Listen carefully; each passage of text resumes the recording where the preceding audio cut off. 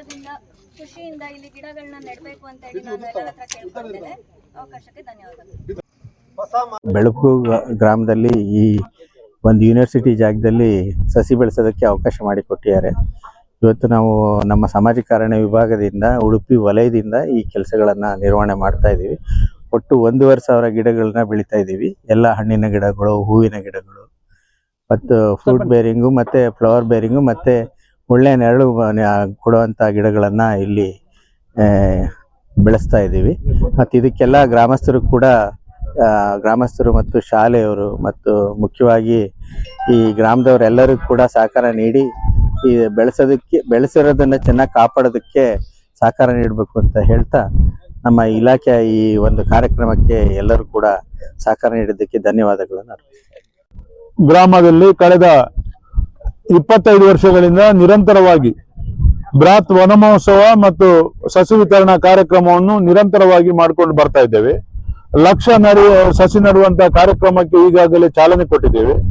ನಾವು ಮನೆಗೊಂದು ಮಗುವಿಗೊಂದು ಗಿಡ ಎಂಬ ಸಂಕಲ್ಪದೊಂದಿಗೆ ಈಗಾಗಲೇ ಎಲ್ಲ ನಮ್ಮ ಗ್ರಾಮದ ಪ್ರತಿ ಮನೆಗಳಲ್ಲೂ ಕೂಡ ಪಂಚಾಯತಿಯಲ್ಲಿ ನೀಡಿದಂತ ಮರ ಗಿಡಗಳನ್ನು ನಟ್ಟು ಬೆಳೆಸಿದ್ದಾರೆ. ಮತ್ತೆ ನಾವು ಜಲಾನಯನ ಇಲಾಖೆಯ ಮೂಲಕ ನಾವು ರೈತರ ಹೊಲಗಳಲ್ಲಿ ಕೂಡ ವನಗಳನ್ನು ಮಾಡುವಂತಹ ಕಾರ್ಯಕ್ರಮವನ್ನು ಮಾಡಿದ್ದೇವೆ. ಅವರು ಏನು ಬಯಸ್ತಾರೆ ಅಂತ ಮರಗಳನ್ನು ತಂದುಕೊಟ್ಟು ಅಲ್ಲಿ ಹೊಲ ನಿರ್ಮಾಣ ಮಾಡಿದ್ದೇವೆ.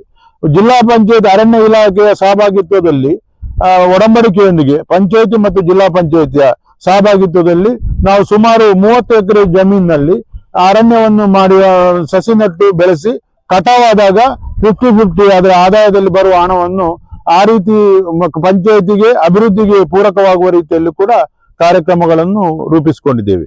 ಈ ದಿನ ನಾವು ನಮ್ಮ ಬೆಳಪುವಲ್ಲಿ ನಮ್ಮ ಬಹಳ ದೊಡ್ಡ ಕನಸು ದಕ್ಷಿಣ ಭಾರತದಲ್ಲಿ ಪ್ರಪ್ರಥಮವಾಗಿ ಅನುಷ್ಠಾನಗೊಳ್ಳುತ್ತಿರುವಂತಹ ಅತ್ಯಾಧುನಿಕ ವಿಜ್ಞಾನ ಸಂಶೋಧನಾ ಕೇಂದ್ರ PG ಸೆಂಟರ್ ಇದರ ಆವರಣದ ಒಳಗೆ, ಯಾಕಂತ ಹೇಳಿದ್ರೆ ಈ ಆವರಣಕ್ಕೆ ಮುಂದೆ ನಮ್ಮ ದೇಶ ವಿದೇಶದಿಂದ ಅನೇಕ ಮಕ್ಕಳು ವಿಜ್ಞಾನಿಗಳು ಬಂದು ಇಲ್ಲಿ ಸಂಶೋಧನೆಯನ್ನು ಮಾಡ್ಲಿಕ್ಕಿದ್ದಾರೆ.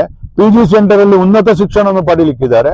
ಅಂತವರಿಗೆ ಒಳ್ಳೆಯ ಪರಿಸರ ಇರಬೇಕು ಮತ್ತು ಒಳ್ಳೆಯ ಬೆಲೆ ಬಾಳುವಂತ ಗಿಡಗಳನ್ನು ನಟ್ಟು ಹಣ್ಣು ಹಂಪಲು ಮತ್ತು ಪರಿಸರಕ್ಕೆ ಪೂರಕವಾದಂತ ಶುದ್ಧ ಗಾಳಿ ಮತ್ತು ಎಲ್ಲಾ ರೀತಿಯಲ್ಲಿ ನೆರಳು ಮತ್ತು ಒಂದು ಮರದಿಂದ 10 ಆಶ್ರಯ ಸಿಗ್ತದೆ.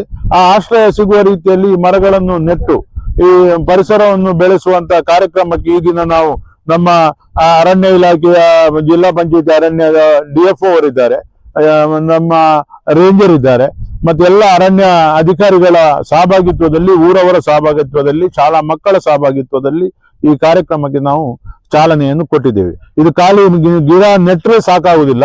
ಈ ಗಿಡವನ್ನು ನಾವು ಪೋಷಿಸಿ, ಈ ಗಿಡ ಯಾವ ರೀತಿ ಅಂತ ಹೇಳಿದ್ರೆ ನಿರಂತರವಾಗಿ ಇದಕ್ಕೆ ನೀರು ಮತ್ತು ಯಾವುದೇ ರೀತಿಯಲ್ಲಿ ತೊಂದರೆ ಆಗದ ರೀತಿಯಲ್ಲಿ ಬೆಳೆಸುವಂತ ಜವಾಬ್ದಾರಿ ಕೂಡ ನಮ್ಮ ಗ್ರಾಮಸ್ಥರಿಗೆ ಮತ್ತು ಅರಣ್ಯ ಇಲಾಖೆಗೆ ಇದೆ ಅಂತ ಈ ಸಂದರ್ಭದಲ್ಲಿ ಹೇಳ್ತೇನೆ.